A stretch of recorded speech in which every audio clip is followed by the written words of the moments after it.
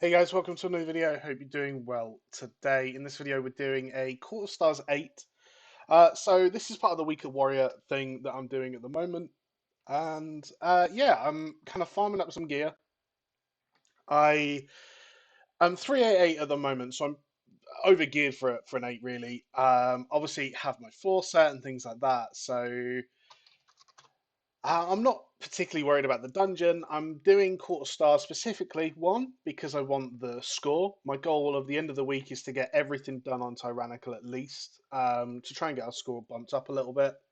The other thing is, so I'm actually spec'd arms right now, and the reason for that is because one, this ring is actually really good. It has haste. Crit isn't great, but haste is not bad. The auto attack damage just adds more damage for me anyway. I auto attack a lot. It's kind of my whole thing as a warrior. And I actually do want whetstone. I know mastery is not fantastic for me, but my ruby whelk shell's pretty crap, and it does a lot of damage. So potentially having a damage trinket there would be pretty nice. So yeah, I've decided I want to do a court of stars. I'm going to be in battle stance for the entire run here. I don't think I'm going to need to go defensive stance once, but yeah. So I've done a couple of keys this week on the warrior. I've really enjoyed all of them actually. It just does so much damage. It's fun, engaging. It doesn't take any damage at all, which yeah, I mean part of that's like a scaling thing right now, but I mean, you can just see, like, yes, I popped my cooldowns, but I'm doing 50k DPS. Like, it's mad. Um, Literally didn't take any damage in that pull, I don't think. And yeah, so I'm going to be going quite quick in this run. The DPS doesn't seem incredible. Considering the Fury Warrior popped his cooldowns, I'm a little bit worried about his damage, but again, I think I can probably focus on damage a little bit more and worry about that. So if he casts his charging station again, he didn't get it off. Good, that means I'm going to go and pull the next one. So you don't want to ever pull these two together if you haven't interrupted charging station. Mainly because if they both charge in station, they're just going to heal each other forever, and it's really annoying. Um, Whereas if you've just kicked that one, you can pretty safely pull the next one if you know it's going to die before it casts again, which I was fairly confident it was going to. Now, you don't need to pull these worms. I always do, and the reason I do is because people are DPS horny, and typically they just get pulled anyway. So, lovely camera angle, love it.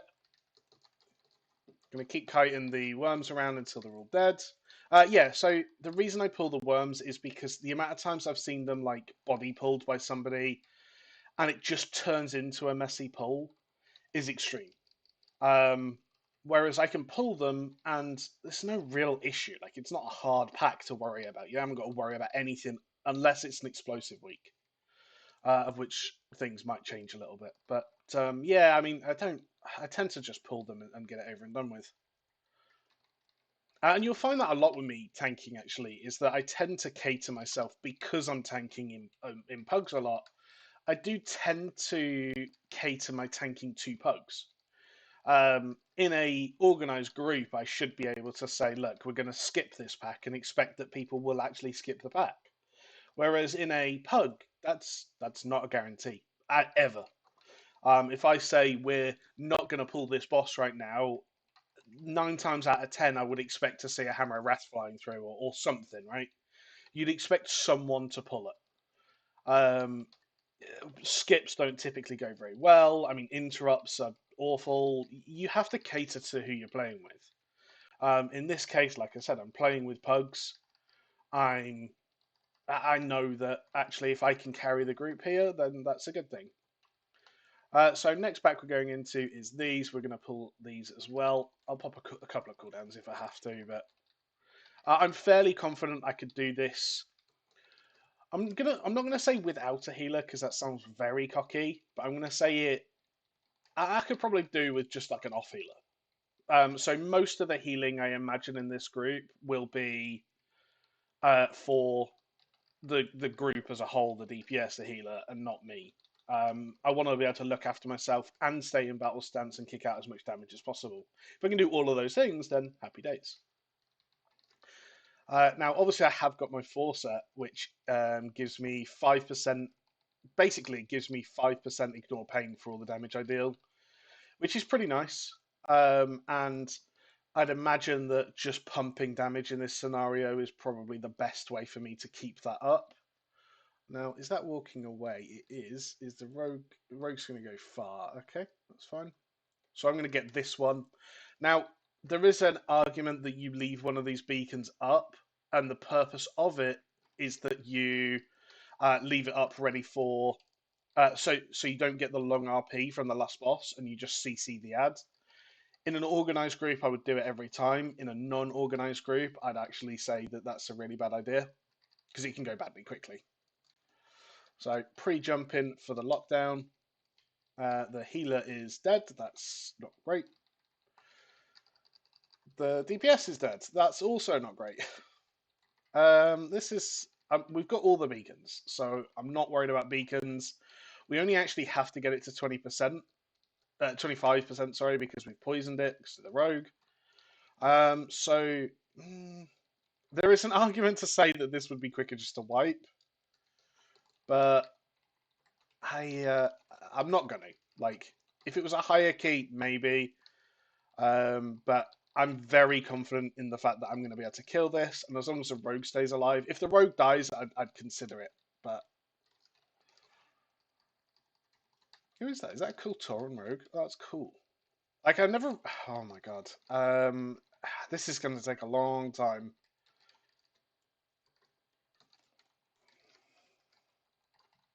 Can I reset this, or do I just die?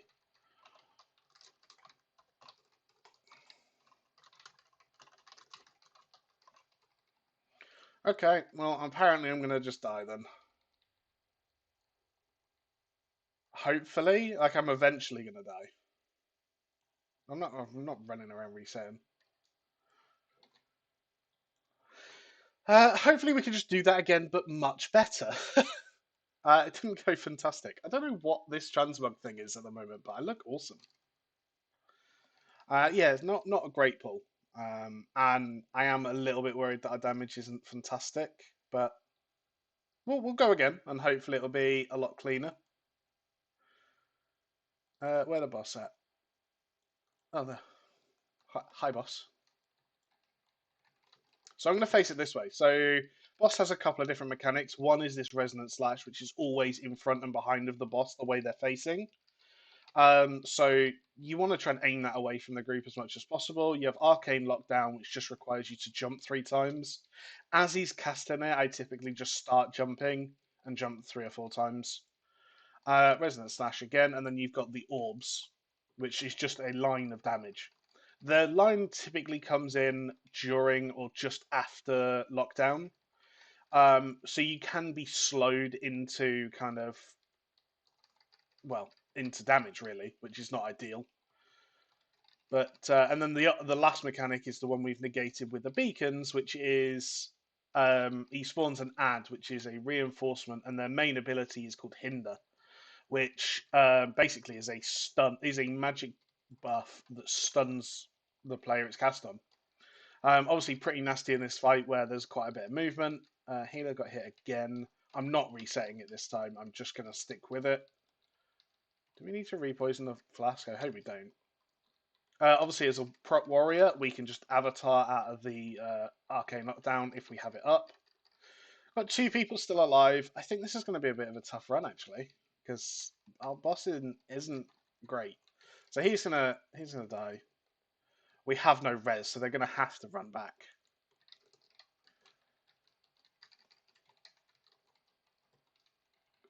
So I'm just gonna continue. This is a little bit bullshit of me, but I think I don't really need a healer. So as long as I can reduce the damage on my group, and what I mean by that is like not pull things that are going to do AOE. So um, like the bridge pack that we're going to see in a second. I don't really want to kill that straight away if I get there before we have a healer because it does AOE damage. I can look after me, but I can't look after them. It looks like they've caught up anyway. It's not a problem. So yeah, I mean, I'm not particular. I do actually want to time it. Actually, thinking about it because I want the score. So I'm not going massively for score this week. Like I said, I'd probably like everything done on Tyrannical would be a nice little goal, and then do the same on Fortified would probably get me a decent amount of score in general. So this does AoE. I can look after myself for a while here. I don't like that they're doing Drifting Embers. Oh, it's fine. Pumped 70k damage there. So this is what I mean. I don't take any damage really, and I've tanked to 13 already, and that was in worse gear. I'm really not worried so much about. This might be a brave pull. I'm really not worried so much about um, my damage. Oh, that's bad. Okay, let's go. Let's go. Let's go. Let's go. I'm gonna just pop shield wall. Pop demo raw. I haven't got anything to stop that. Sorry, buddy. Popped avatar just to try and do as much damage as possible. I got the kick on the station, which is fine. So we sort of recovered the pack. I thought it would be fine just pulling the two. Pulling the three was a little bit brave, but we managed to get it through. But yeah, that would have been the scenario where I pop Avatar, pop Maelstrom, and pump 150k DPS, right? That's the ideal scenario there. Is it? Is the trap up? No, it isn't. So I always go and check for the trap. It's the one thing that's like ridiculous. We're going for the imps first here, so I'm going to shield crash into them and shockwave them. We got the hound, but not the succubus somehow. Oh no, we did get the succubus.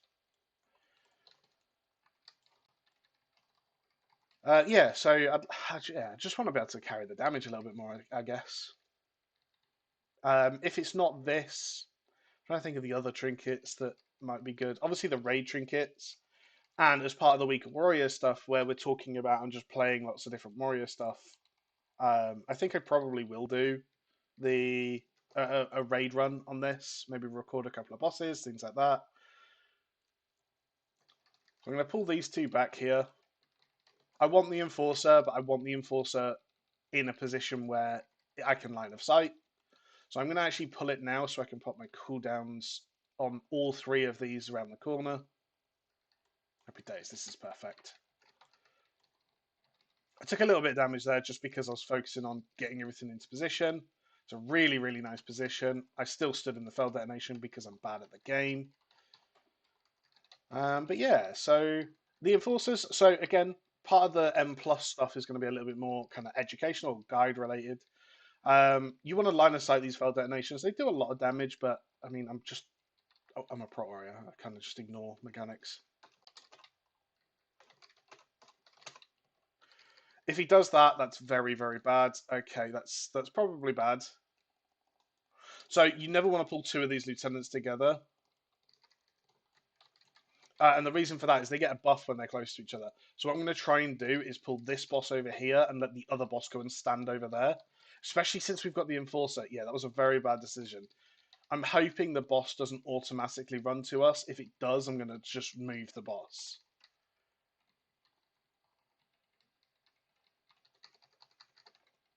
Okay, we've managed to recover it. Yeah, you never want to do that. Basically, the thing that we did exactly. It's not ideal. Now, we've got the Enforcer in the way, so I'm kind of going to have to kill the Enforcer first, which means we're going to have to kill another boss, basically. I'm hoping this doesn't pull this one and it pulls that one. I'm not line of sight in these. I'm pretty sure I can just take it with ignore pains.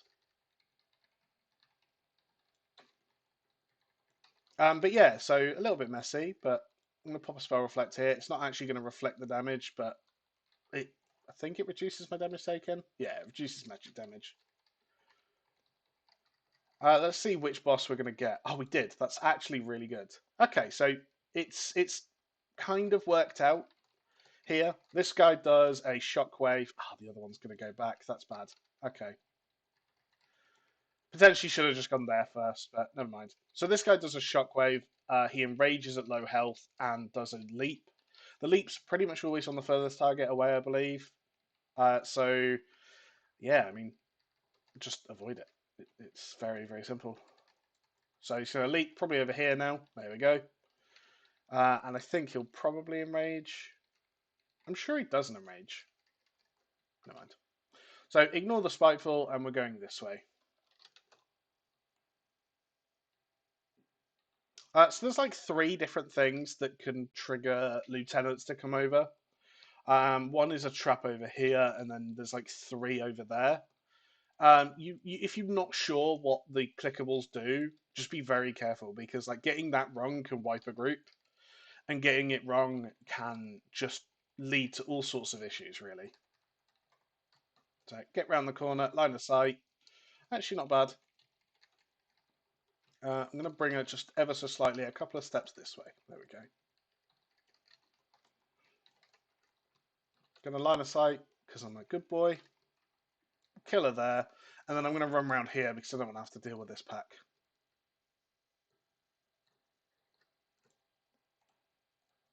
So I've got cooking, which means I can eat that. I've got a nice little weak aura that shows me what each thing does and who can click on it. So in that scenario, it was Pandarans, cooking, and herbalism can click on it. I've got cooking, and it gives a flat 10% health, I believe, which is actually pretty massive.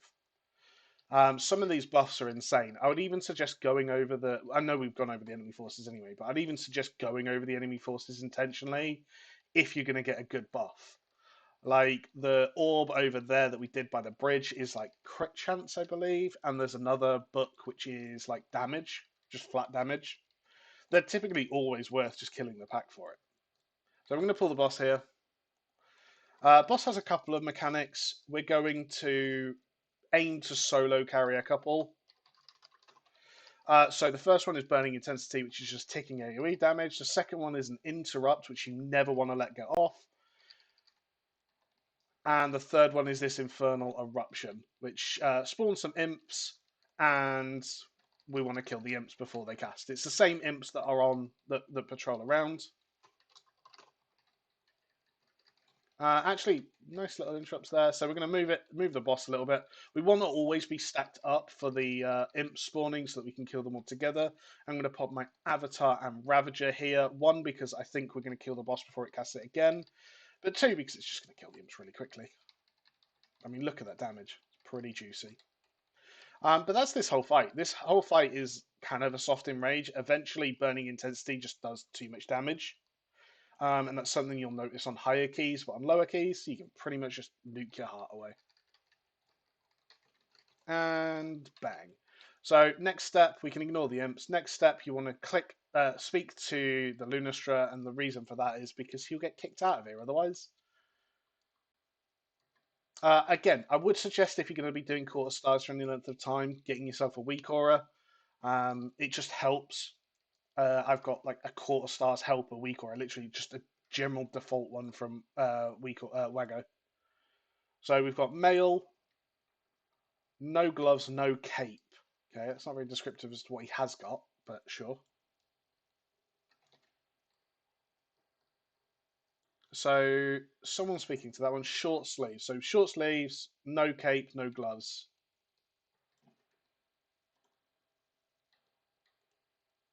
Okay, we haven't got enough information. We're missing one, but actually, I thought that was a pretty safe bet. Someone else found it. That's fine. I thought that was a pretty safe bet. Male, he had no cape, no gloves, and short sleeves. He met 4 of the 5 kind of requirements. Typically, I can get 4 out of 5, and you'll get the right one. So I thought I'd go for it. It didn't work, obviously. Never mind. We've got a little mini boss here. This mini boss does give percentage. That's not. Oh, we're clicking all sorts here.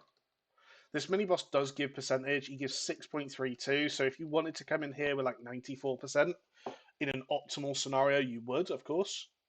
We haven't. Obviously, we've cleared the percentage, but I don't think we were ever really hoping for 3 chests with our low DPS. We've got 4 minutes left. I think we're good for a 2 chest, though.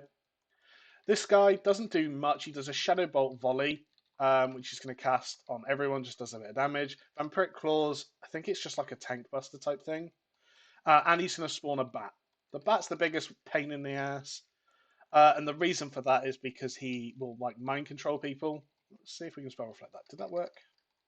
No. Yeah, the bat's a bit of a pain, but what I tend to do is just tank the boss on the bat, and most times it will just die before it casts anything by cleave. Once this dies, make sure you pick up the key. That's very important. The key is used to open up the boss room. Without it, you'll find yourself very stuck behind a locked door. Uh, there you go. So you see the tank, the pally, sorry, has been mind controlled. Now the way to break that, there's a couple of ways to break it. That's not good that he died because we've got no other reses. But never mind. The way to break it is kill the bat. There is a shield, I believe, you can try and break, but you'll typically just kill the person before that happens. So you never really want that to be the answer. Yeah, this pally's going to be kind of in Narnia, so we can't really pull the boss without it. Now on this boss, what you want is in an ideal comp, you have one ranged and then everyone else being melee. And the reason for that is because he does a blade surge. Now this is like a targeted thing on normally the furthest person away. It's not always. Um, he's here. He's fine. And it leads into and links to a lot of other mechanics. So there's the blade surge. He's going to go out. He leaves a clone of himself, and then he's going to do two things with that. One is piercing gale, which sends a line out from him and the clone. So if the clones are spread all over, you get a lot more lines. You'll start seeing it in a second. The other part is he does slicing maelstrom, which increases the damage. You basically is AOE damage based on proximity to either him or the clones. So lots of blade surges going out all over the place. Not really ideal. And now there's lines everywhere. In a perfect world, and if you go and watch the MDI players, they will typically have all of them in one angle. So you just don't have to worry about it at all. It's not really a problem at this level. I don't imagine we were ever going to wipe to this. We've got 1 minute 27, so pretty much definitely a two chest. I think I could probably kill it myself in a two chest from here. But as you can see, there's just lines everywhere. There's these little circles on the floor which stun you with a magic dispellable stun if you get hit. Does a little bit of damage as well. On higher keys, you'll probably just die to these, honestly, if you get hit by them. And Slicing Maelstrom on, again, higher keys, you'll probably want to run away from it or have a like AoE cooldown, raid cooldown. I got stunned and I'm going to get hit by something else. Awesome. Unfortunately, we are just too close to the wall. Never mind. Yeah, that's us. We managed to two chest it, got the guy a Temple of the Jade Serpent 10 key. We got some rating. I'm really hoping in this box is going to be either a trinket or a ring. Good news so far. Two people have opened it, didn't get any loot. So there's a good chance we're going to get something. What do we get? Disappointment. That's what we got. Pure disappointment.